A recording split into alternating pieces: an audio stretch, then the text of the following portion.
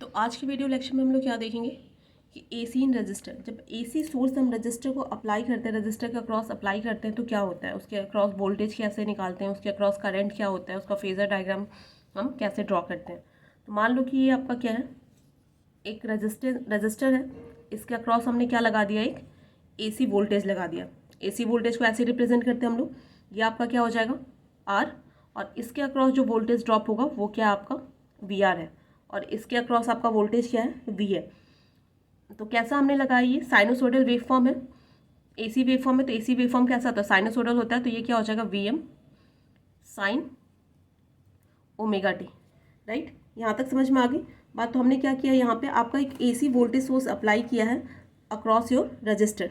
Right, तो तो यहाँ पे देखो, यहाँ पे ये हमने क्या लगाया, ये एसी वोल्टेज सोर्स है, और वोल्टेज क्या है आपका V M sine omega T. तो यहाँ से हमको क्या निकालना है, इस रजिस्टर के अक्रॉस करंट निकालना है और इसके अक्रॉस वोल्टेज निकालना है। तो इसके अक्रॉस आप करंट कैसे निकालोगे, पहले वोल्टेज कैसे निकालोगे। वोल्टेज देखो, क्या आपको ये क्लोज लूप सिस्टम दिख रहा है, क्लोज लूप सिस्टम दिख रहा है। राइट, क्लोज सर्किट है। तो क्लोज सर्किट में हम लोग क्या लगा सकते हैं, केवीएल लगा सकते हैं, मैंने आपको बोला था। तो क्लोज सर्किट में केवीएल लगाओ, क्या लगा दोगे आप, केवीएल लगाओगे। केवीएल लगाओगे, ये क्या आपका वोल्टेज सोर्स है, मान लो ये क्या है पॉजिटिव नेगेटिव। तो यहाँ से आप चल रहे हो, यहाँ से आपने चलना स्टार्ट किया, देखो नेगेटिव से पॉजिटिव जाओगे, यहाँ से आपका क्या जा रहा है करंट जा रहा है। तो नेगेटिव से पॉजिटिव जाओगे तो आपका वोल्टेज क्या हो रहा है, बढ़ रहा है। तो क्या हो जाएगा प्लस, यहाँ पे वोल्टेज क्या है वी, करंट आपका यहाँ से जा रहा है, ऐसे जा रहा है। अब बताना, मान लो कि यहाँ पे आपको साइन नहीं दे रखा है, तो आपको अब क्या करना है, केवीएल लगाना है। तो साइन तो चाहिए ही। तो देखो करंट आपका रजिस्टर में क्या कर रहा है, एंटर कर रहा है। तो रजिस्टर में हमेशा करंट कहाँ से एंटर करेगा, पॉजिटिव टर्मिनल से एंटर करता है। तो यहाँ पे क्या हो जाएगा प्लस हो जाएगा, और बचा क्या माइनस। ठीक है, तो अब क्या हो रहा है, आप कहाँ से जा रहे हो, पॉजिटिव से नेगेटिव जा रहे हो। इसका मतलब वोल्टेज आपका क्या हो रहा होगा, घट रहा होगा। इक्वल्स टू क्या हो जाएगा जीरो, क्योंकि यहाँ पे सिर्फ दो ही वोल्टेज है। तो यहाँ से आपको क्या निकालना है वी आर। तो वी आर इक्वल्स टू क्या हो जाएगा वी, और वी की वैल्यू आपकी यहाँ पे क्या दे रखी है, V M sine omega T. Right, यही दे रखी है। अब देखो, तो आपका क्या निकल गया, ये आपका वी आर निकल गया। अब इसके अक्रॉस क्या निकालना है आपको, करंट निकालना है। तो बताओ ये सारे क्या, ये जो वोल्टेज सोर्स है और ये रजिस्टर है, सब क्या है सीरीज में कनेक्टेड है। तो यहाँ पे जो वोल्टेज होगा वहीं आपके कहाँ वोल्टेज होगा, वहीं आपका वोल्टेज कहाँ होगा, रजिस्टर में भी होगा। राइट, तो आप करंट अब कैसे निकालोगे, तो यहाँ से डायरेक्ट निकाल सकते हो।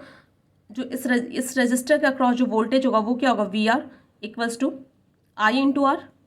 राइट, तो यहाँ से आपका आई क्या आ जाएगा, वी आर अपॉन आर। तो वी आर आपने क्या निकाला, V M sine omega T.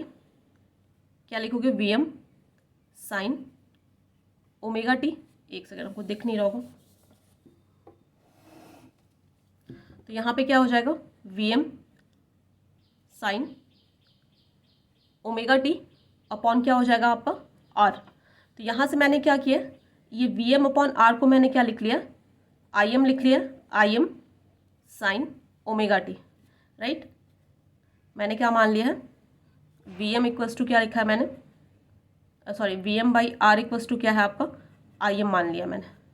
Right, ये इसकी क्या है पीक वैल्यू है। यहाँ तक बात समझ में आ गई। तो इसके अक्रॉस आपको क्या क्या मिल गया, वी आर आपको मिल गया, और क्या मिल गया आई आर मिल गया। तो ये मैं रब कर देती हूँ यहाँ से, और यहाँ पे लिख देती हूँ मैं, आपका वी आर क्या मिला था आपको, V M sine omega T, और आई आर क्या मिल गया था आपको, क्या था V M R sine omega T. और इसी को मैंने क्या लिख दिया था, इसी को मैंने आई एम लिख दिया था। तो क्या हो गया था I am sine omega T, जहाँ पे आई एम की वैल्यू क्या है आपकी वी एम अपॉन आर है। राइट, ये हो गया। अब आपको क्या करना है, इसका फेजर डायग्राम बनाना है। फेजर डायग्राम कैसे बनाओगे, मतलब फेजर डायग्राम किसका किसका बनाना है आपको, करंट और किसका बनाना है, वोल्टेज का बनाना है। तो कैसे बनाओगे बताओ। अब इसका फेजर डायग्राम बनाने के लिए सबसे पहले इसका क्या करोगे आप, अब देखो यहाँ पे आपका क्या आ रहा है, यहाँ पे साइन ओमेगा टी, यहाँ पे भी क्या आ रहा है साइन ओमेगा टी। तो जब भी आप फेजर डायग्राम बनाते हो तो क्या करते हो, दो वेवफॉर्म को कंपेयर करते हो। तो यहाँ पे जब भी यहाँ पे साइन है तो यहाँ पे भी क्या होना चाहिए, साइन ही होना चाहिए। यहाँ पे अगर कॉस है तो यहाँ पे भी कॉस होना चाहिए, क्योंकि आप सेम क्वांटिटी को क्या कर सकते हो, कंपेयर कर सकते हो। आप क्या कर सकते हो, आप हाइट को, और मतलब मान लो कि आपने क्या किया, आपने लेंथ और केजी, सेंटीमीटर और केजी को क्या आप कंपेयर कर सकते हो, नहीं कर सकते हो। तो आपको क्या करना पड़ेगा, केजी को सेंटीमीटर में, या किसी चीज़ को जो दो सेम क्वांटिटी है उसको ही, उसी का कंपैरिजन हो सकता है, राइट। तो यहाँ पे अगर साइन है तो यहाँ पे भी क्या होना चाहिए, साइन ही होना चाहिए, राइट। तो यहाँ पे भी साइन है, यहाँ पे भी साइन है, तो कोई प्रॉब्लम नहीं है, तब चेंज करने की जरूरत नहीं है। अब आपको क्या करना है, इसका वेव फॉर्म बनाना है। वेव फॉर्म कैसे बनाओगे, ये चीज़ें हटा देती हूँ मैं। तो देखो वेव फॉर्म कैसे बनाओगे,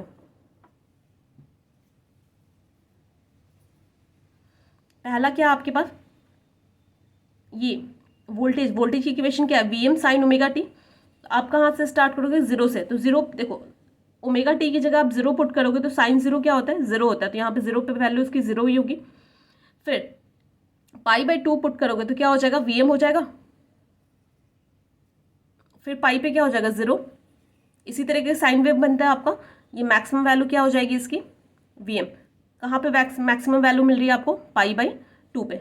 ऑफकोर्स देखो यहाँ पे आप क्या करोगे, वी आर इक्वल्स टू क्या है आपके पास, V M sine omega T की जगह आप पाई पुट करो, क्योंकि जो साइन की जो मैक्सिमम वैल्यू होती है वो कहाँ मिलती है आपको, पाई पे मिलती है। तो क्या पाई बाई टू पे मिलती है, तो ये आपने क्या पुट कर दिया, पाई बाई टू। ये क्या हो जाएगा आपका वी एम, क्योंकि साइन पाई बाई टू क्या होता है आपका, वन होता है। हो गई, यहाँ तक आपका साइन का बन गया। अब आपको क्या बनाना है, करंट का बनाना है।